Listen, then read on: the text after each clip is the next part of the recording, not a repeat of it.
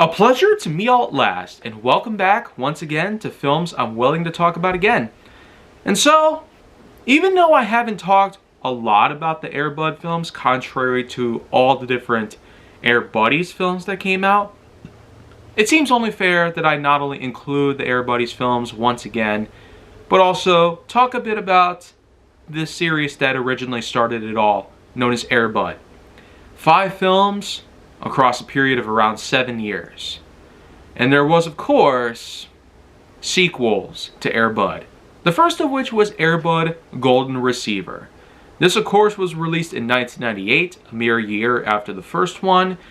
And unlike what we had with Charles Martin Smith being on the director's podium, this time it's Richard Martin, whom at least was notable in various different ways, including his appearances with Rowan, and even having some works with other well-known faces. But apart from that though, this movie had unfortunately gone a bit under the road, because this one, unlike the first film, did unfortunately not do a good job in the box office, and also had some negative reviews, especially with all the time that's passed. Even today, it does seem that some people just will not give this one a chance. However, probably a few factors that are rather interesting about this is that despite the cast being mostly different, one of the biggest things about this film is that it at least does pay tribute to the original Buddy. The original Golden Retriever, whom was in fact named Buddy, had unfortunately died in 1998, just months before this film's release. And the reason how was because of synovial sarcoma, which was a rare form of joint cancer. And a few other important things to note here is that Dimension Films handled the distribution rather than Disney themselves. And in fact, Disney didn't really have anything to do with this film at all, and in fact was made mostly possible by Keystone Pictures, which, of course, as we know, the Air Bud films have all tied themselves together, and Disney had since claimed all of them. But apart from all that, of course, having a not so good box office record as well as negative reviews do unfortunately drag this film down. Though I will say, even though the cast is different for the most part, one big thing to note here is that instead of one Golden Retriever playing Buddy, you actually had 4 of them. Rush, Chase, Zach, and Chance. Huh. You know, now that I mention it, it actually does seem to recall a certain memory that I have had for over 2 years. Yeah, a certain movie that also had dogs and was released in '93, 5 years before this film. Homeward Bound. Yep, Michael J. Fox actually played an American Bulldog named Chance. So, apart from these connections that I seem to be getting here, it is a bit distracting. Hey, at least Kevin Zegers has come back as Josh Fram, and even more so, we have some newer introductions here, including actual appearances from director Dick Martin himself. Yeah, Richard Martin, Dick Martin, doesn't that seem to give away anything? Yeah, it's not uncommon that directors themselves would make appearances in their own products. I mean, can't say I haven't had any of those.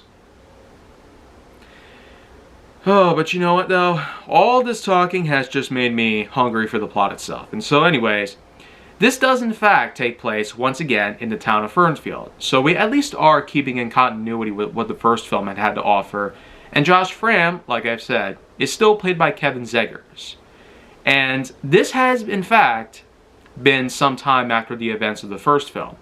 Because Fram is now a teenager, and well, though he still does play basketball pretty well, he unfortunately does not so good with his life. And that's because after the death of his father, you would think that they would move on pretty well. But it seems that even though his mother Jackie is still trying to cope with the loss of her husband, she unfortunately has started dating. And as we know, there's a good amount of times that I've recalled even where dating others, especially after the loss of a certain family, goes down. And it usually doesn't end well. In this case, it was no different. A man known as Patrick Sullivan becomes her love interest. And basically, he's actually a veterinarian. And well, despite having some failures in life, some men just can't handle her, it seems. It seems that Sullivan is a bit of an exception.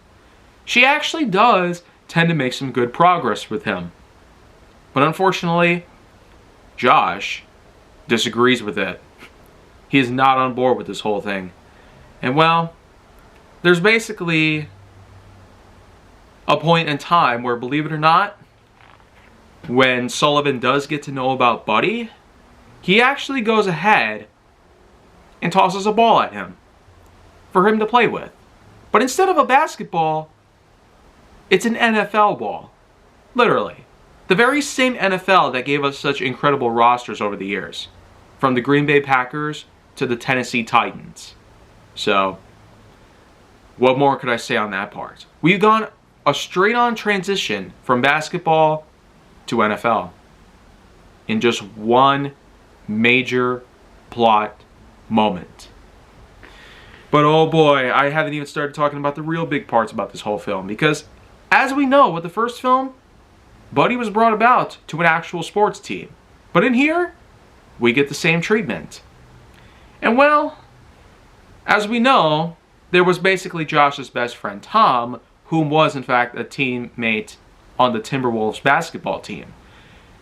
Josh is convinced that he should sign himself up, as well as Buddy, onto their NFL team as well.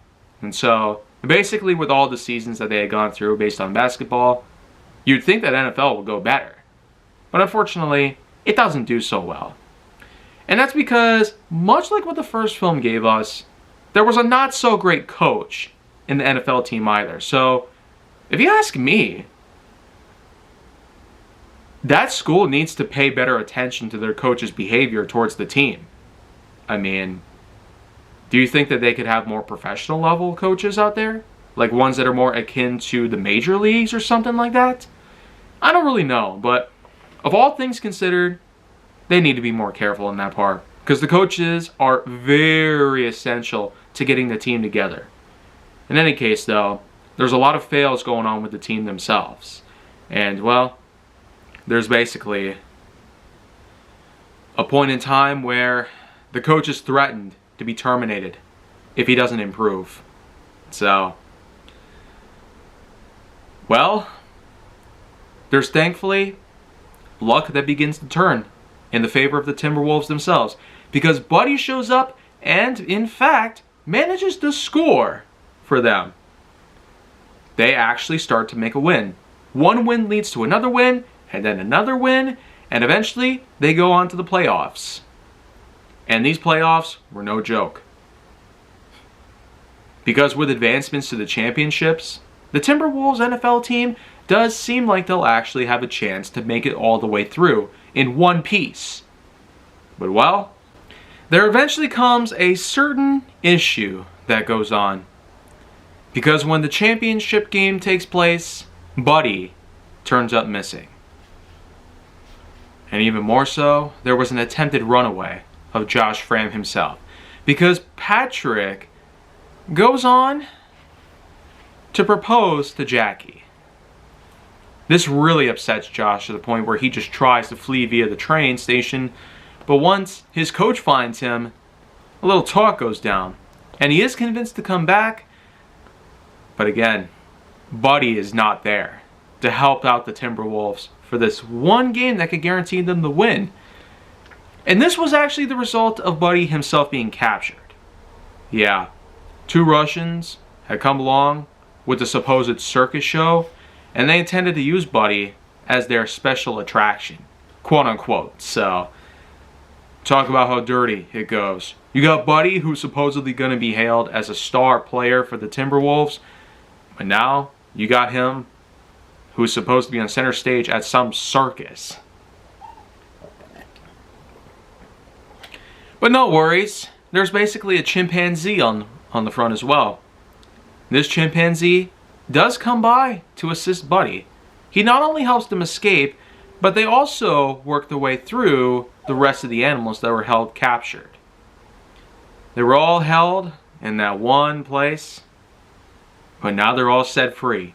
And Buddy proceeds to make his way back to the field where the Timberwolves were now playing. And well, once they do make their way there, they thankfully manage to make it.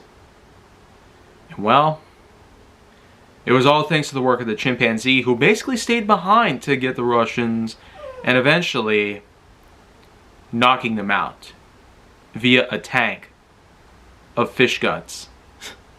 Disgusting. But hey, once they do in fact get captured, these criminals are brought to justice. And it was thanks to the efforts of the chimpanzee, but also for Buddy.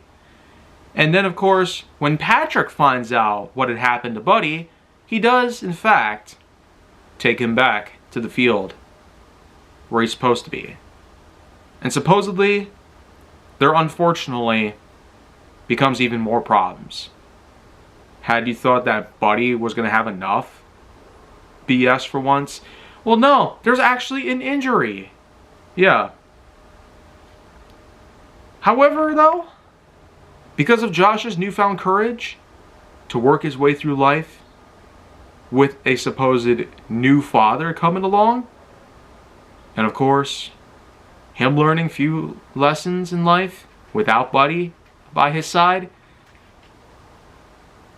he actually does manage to win. Yes. So, Buddy is not there to do the win, but instead it's Josh that does so.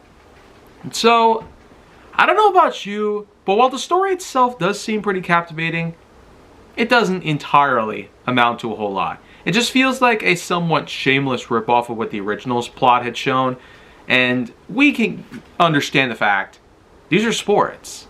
They're of course going to play off similarly to each other because you got tournaments and championships that go around, some subsequent side events that take off alongside the main events, and of course, the people in question whom are a part of the team itself.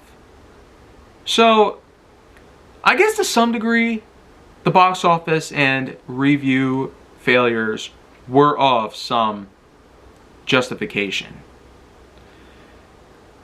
But in all seriousness, I do feel like that while this wasn't really a necessary factor, Golden Receiver, in conjunction to what the first film gave us, still did at least try its best. And while it did fail, it still will live on in our memories. Keystone was certainly not a good way to keep this series going. Disney was more than fit to have this sort of series not only continue on a positive note, but also end on a positive note. The first and second films gave us similar levels of comedy, sports, drama, adventure, and many more things to offer. But to at least have the guts to pay tribute to the original Buddy, and also to have Charles Martin Smith take a break from it, it seemed only right for them to try this in a different way. And we know that it definitely didn't work out because Disney would in fact not only start to reclaim the series, but they would also allow for this to get even bigger and better as time went on. So of course, my overall scoring on this film is going to be set upon at a probably no more than a 6.7 out of 10.1. So while it's not necessarily a bad movie, it's probably more okay for what it is. But don't worry, because Keystone would no longer be making these films. Disney would start doing it once again, starting in 2000 with Air Bud World Pup. And I'll talk more about that tomorrow on Wednesday.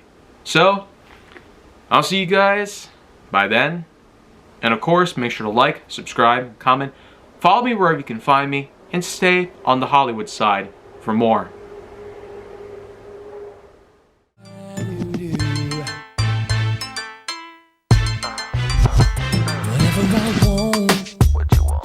Usually get, and I'm thinking I want you, but I don't have you yet. I ain't got no tricks to be playing on